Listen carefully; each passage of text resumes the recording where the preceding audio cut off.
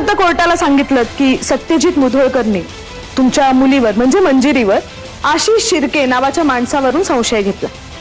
तुम्ही असं कोर्टाला सांगितलं ना? हो. आशिष शिर्केवरून मंजिरीवर संशय घेणारे सत्यजित मुधोळकर एकटेच होते का हो?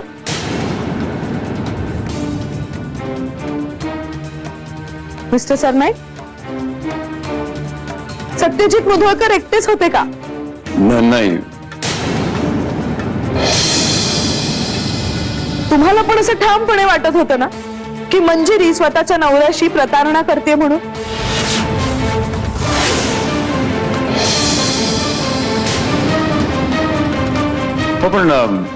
पण नाही, म्हणूनच घाईघाईनं म्हणजे इतक्या घाईनं की 3 दिवसात तुम्ही मंजिरी आणि सत्यजितचं लग्न लावून दिलं.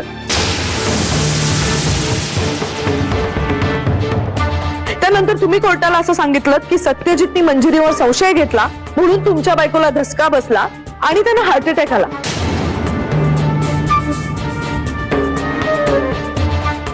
पण हे नाही सांगितलं की तुम्ही तुमच्या मुलीला तुमच्या मृत पत्नीचं म्हणजेच तिच्या आईचं अंत्यदर्शनही घेऊन दिलं नाही.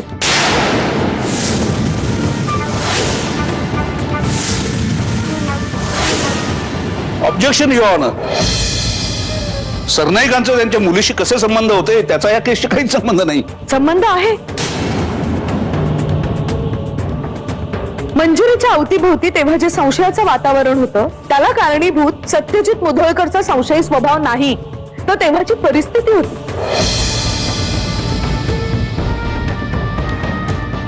तेव्हाचं वातावरण इतकं प्रतिकूल होतं म्हणून तिच्या नवऱ्यानेच नाही तर जन्मदात्या बापानेही संशय घेतला.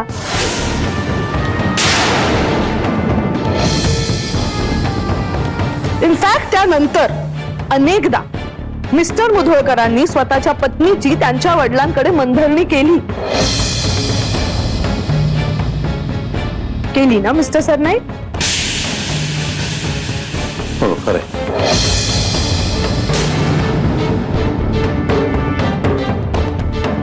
गोईंग आहे. तुम्ही असं म्हणालात की सत्यजितनी मंजिरीला घराबाहेर जायला सांगितलं.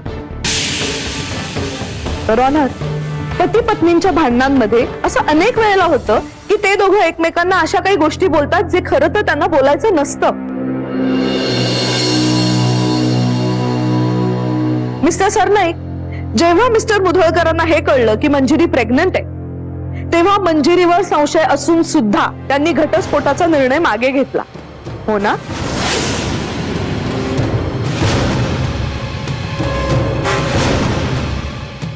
हो.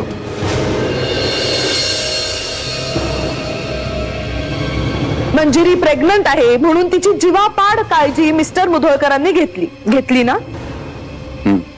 इतकं की स्वतःचं ऑफिस त्यांनी घरात शिफ्ट केलं ना? हो.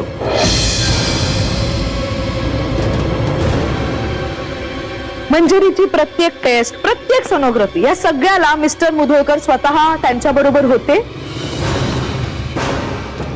हो, म्हणजे मंजिरीकडून नाव हे काढायचं. मध्ये जेव्हा मंजिरीची तब्येत थोडी क्रिटिकल होती तेव्हा मिस्टर मुधोळकरांनी त्यांच्यासाठी खूप व्रतवैकल्य केली. म्हणजे if I am not wrong, Kolhapur पासून पुण्याच्या दगडूशेठ पर्यंत ते चालत अनवाणी गेली, बरोबर? हो.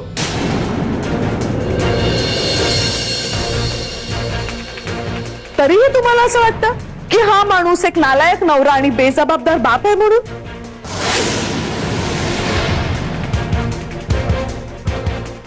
पण मुव्हिंग अहेड युअर ऑनर, बाळाच्या जन्माच्या वेळी हजर नसणारे असे अनेक बाप आहेत. इनफॅक्ट मला माहिती की माझ्या जन्माच्या वेळी माझे वडील तिथे हजर नव्हते.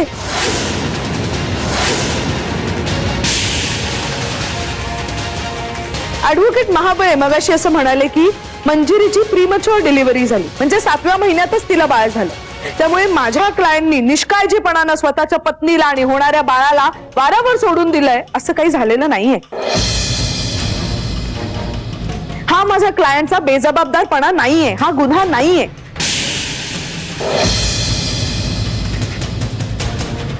मिस्टर सरनाईक, असं झालंय का की शुभ्राच्या जन्मानंतर मिस्टर मुधोळकरांनी कधीच बाळाला बघितलं नाही, बाळाच्या आईला बघितलं नाही, त्यांना अटेंड केलं नाही, त्यांची काळजी घेतली नाही, असं कधी झालंय? नाही, असं नाही झालं. इनफॅक्ट तुमचीच मुलगी तिच्या नुकत्याच झालेल्या मुलीला घेऊन हॉस्पिटलमधून पळून गेली होती ना?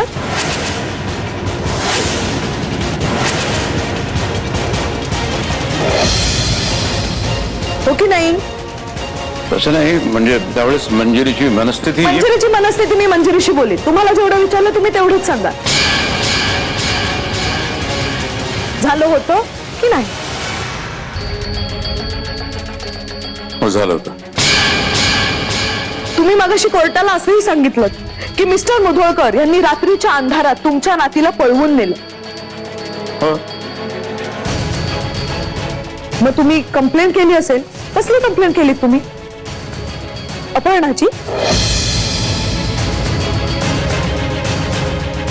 नाही, धरपडीची. का? म्हणजे मिस्टर मुधोळकरांनी घरातनं काही चोरून नेलं होतं का? म्हणजे टीव्ही, रेडिओ किंवा कॅश किंवा काही ज्वेलरी असं काही? नाही नाही, त्यांनी ते शुभ्राला घेऊन निघून गेले.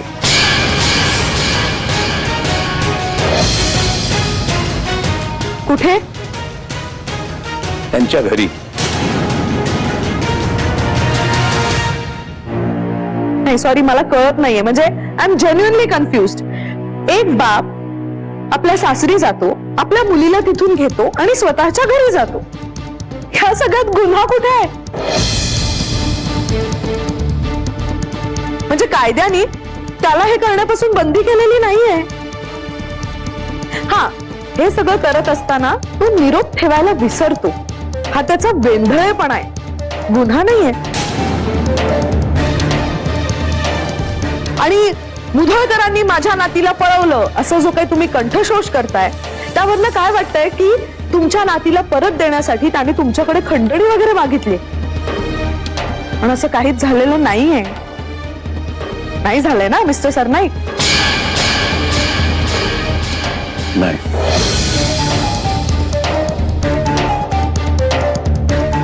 खूप प्रश्न झाले ना एका दिवसासाठी. सॉरी, पण हा आता शेवटचा प्रश्न. तुम्ही बिझनेसमॅन आहात ना? म्हणजे बिझनेसमध्ये चढ उतार असतात हे तुम्हाला मान्य आहे? हो, येतात. जर कधी असं झालं की बिझनेसमध्ये काहीतरी तोटा झाला तर म्हणजे फायनान्शियल लॉस, ना, अशा वेळी पैशाची गरज पूर्ण करण्यासाठी तो बिझनेसमॅन कर्ज काढतो, बरोबर? म्हणजे एखाद्या बिझनेसमॅननी कर्ज काढण्याबद्दल तुम्हाला काही प्रॉब्लेम नाही.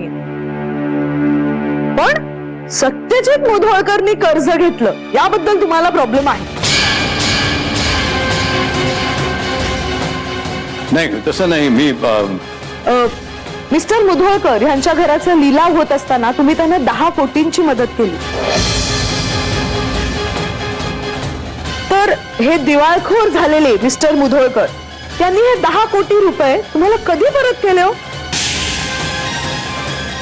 4 महिन्यात.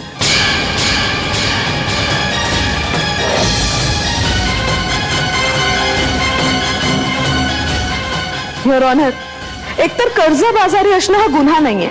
इनफॅक्ट जगातले मोठे मोठे बिझनेसमॅन त्यांच्या डोक्यावर मोठी मोठी कर्ज आहेत.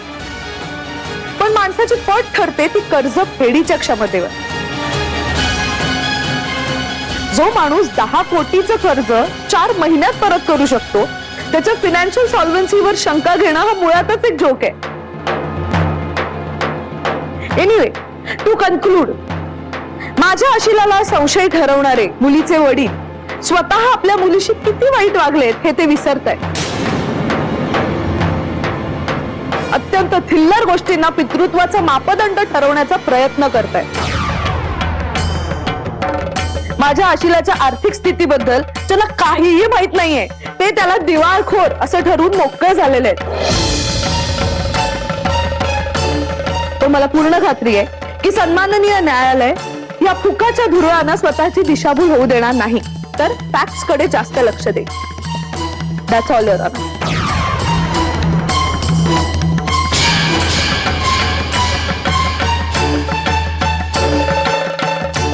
what is agent for the day.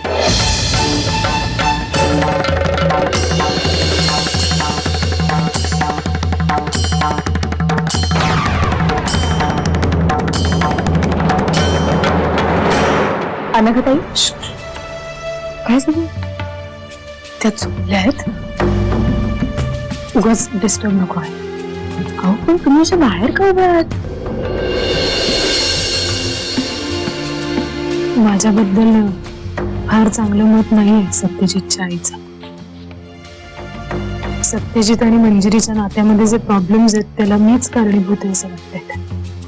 पण अनघाताई तुम्ही किती करता त्यांच्यासाठी. हो ग, पण माझ्या आणि सत्यजितच्या नात्याकडे बघण्याचा त्यांचा दृष्टिकोन अजूनही मग कशाला उगाच त्यांच्या समोर जायचं आणि ऑकवर्ड सिच्युएशन निर्माण करायची. सो लांबच बरं. मलाही आजकाल त्यांच्या खोलीत जाताना दडपणच येते. का ग, त्यांच्याकडे त्यांना असं व्हीलचेअरवर बसलेलं बघवत नाही. असं वाटतं त्या नाही जणू हे अख्खं घरच अधू झालं. पण हो, आजकाल त्या बऱ्यापैकी बोलतात. अडखळतच. मी पाहिलेत त्यांचे रिपोर्ट्स. डोंट वरी, होतील त्या लवकर रिकवर. सारखं विचारत असते, मंजिरी कुठे आहे, मला भेटायला आली होती का, हॉस्पिटलला आली होती का, माझ्या बाजूला बसली होती का. काय सांगायचं तेच कळत नाही. शेवटी मग मी त्यांना सांगितलं की बहिणी तुम्हाला भेटायला आल्या होत्या पण तेव्हा तुम्ही शुद्धीत नव्हतात म्हणून तुम्हाला कळलं नाही. एकदा तरी तिच्याशी बोलू द्या, कोणीतरी फोन लावून द्या. सतत याचा आग्रह धरतात. अशा वेळेस त्यांना काय सांगावं, कसं समजवावं तेच कळत नाही. कोंडी झाली नुसती. नाही म्हणजे सत्यजित अजून या डिवोर्स बद्दल काहीच बोलला नाही का त्यांच्याशी. केसचं हिअरिंग सुरू झालंय. इव्हन बोलायला हवं होतं त्यांनी. कदाचित दादाला कळत नसेल कसं सांगावं. मंजुषा, अगं या डिवोर्स बद्दल सत्यजितने लवकरात लवकर वेळ जाण्याआधी आईशी बोलायला हवं. मी बोललीये त्याच्याशी. तू बोलशील का एकदा जरा? नको अनघाताई, मी नाही बोलणार दादाशी. पण हो, एक व्यक्ती आहे जिचं बोलणं दादा कधीच टाळू शकणार नाही. आजी.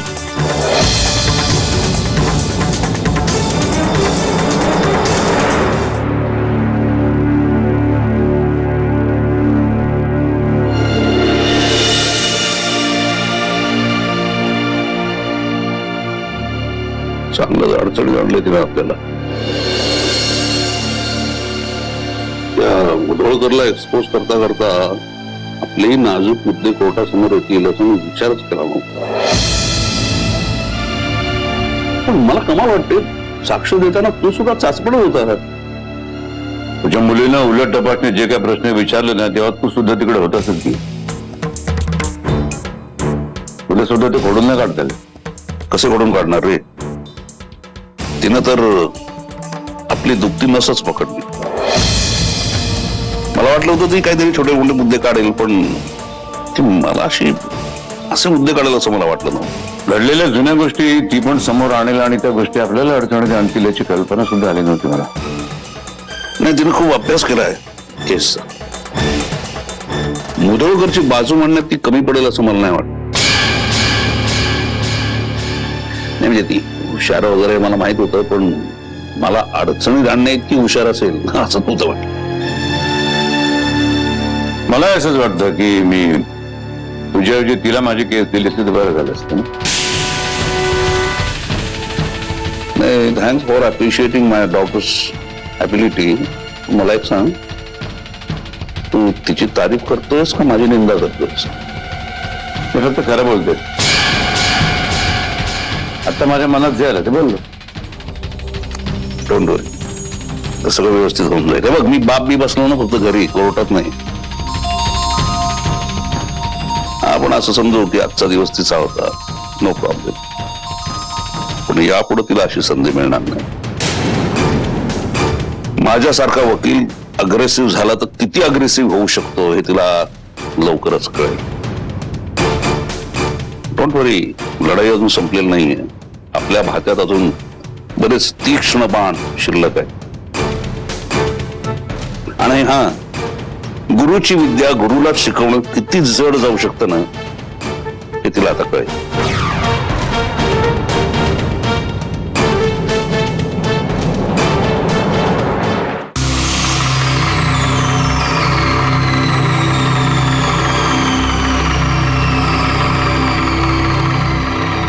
जाताय कुठे साध्य पळून? आणि याचं काय चोरासारखे काय जाताय तुम्ही? नाही, तुम्ही ध्यानस्थ होता, तुमची समाधी भंग व्हायला नको म्हणून. अहो, कुठल्या गाढवानं तुम्हाला सांगितलं आम्ही समाधीत आहोत म्हणून? ही समाधी आमची. आम्ही झोपलो होतो, चक्क झोपलो होतो. डुलकी लागली होती आम्हाला, डुलकी. DOLPY. के सायलेंट आहे यातला. का आम्हाला सायलेंट झोप लागलाय म्हणून? आम्ही घोरत नाही ना, तर आम्हाला कशाचा घोर नाही. आणि सांगतो, तुम्ही आमच्या बरोबर इतकी वर्ष काम करता, तुम्हाला एवढं कळत नाही आम्ही कधी आणि कसे झोपतो ते? या सगळ्या तुमच्या हलगर्जीपणाबद्दल तुमच्या पगारातले रुपये 25 कट. मालक तेवढेच आहे शिल्लक. ते सुद्धा कापून घेणार आहे मी. आता लोन घेऊन पगार उचला. बोला संख्ये, लवकर बोला संख्ये, लवकर बोलत करा तुम्ही. तुमची ही सवय मला आवडत नाही. संख्ये बोला, लवकर बोला प्लीज, लवकर बोला. किती वेळ वाट बघा तुमच्या बोलण्याची? बोला संख्ये, लवकर बोलत करायचं तुम्ही. किती वेळ बोला संख्ये? मालक, त्या प्रियाबाईंची काय व्यवस्था करायची? पानावर रोडचा रंग मला ठेवू का त्यांना?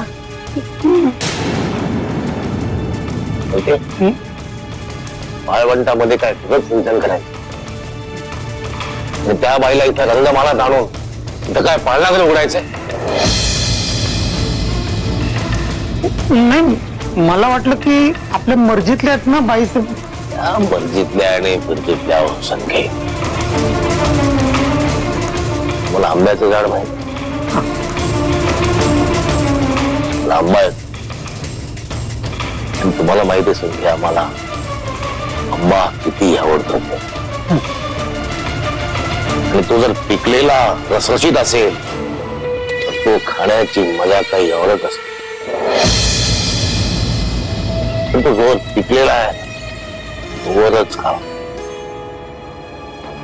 तो जास्त पिकू दिला की तो नाचतो. आणि आम्ही नाचलेलं खात नाही, तो आमचा स्वभाव नाही. फक्त बाईंना हाकलून देऊ का? है ना? त्याचा उपयोग आहे ना, त्याचा निश्चित उपयोग आहे. टाकाऊ पासून टिकाऊ. तो नाचलेला आंबा पचाक करून शत्रूच्या अंगावर फेकून मारायचा. त्या शत्रूचा चेहरा बघायला फार मजा येते. शत्रूवरून आठवलं, मित्राला फोन लावतो. मुंह धोळ कर.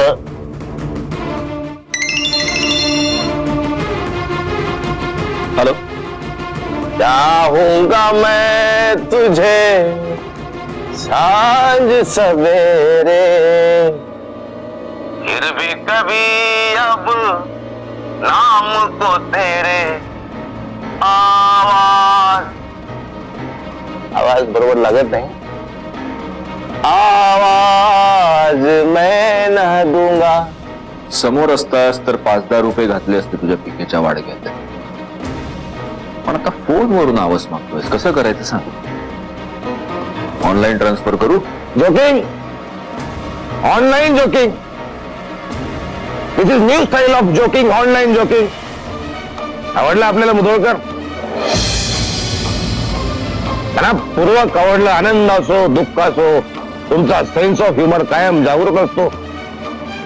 आणि उल्लेखनीय काय, ते सरनाईक तुमचे कोर्टात खालती काढतायत तरीही तुम्ही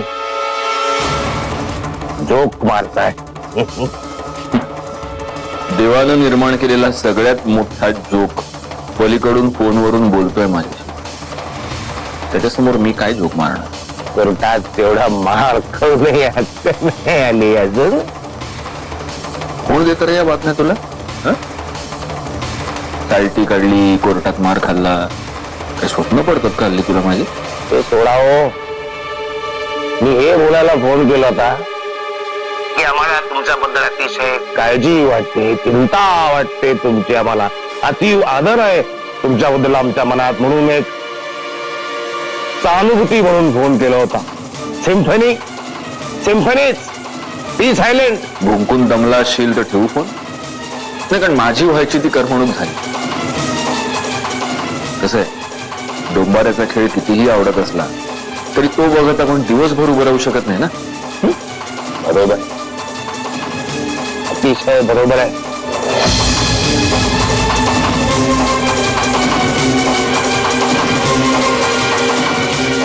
तो तेरे आशिकी है दियो पुराने, चाहे तू माने चाहे ना माने, चाहे तू माने चाहे ना माने.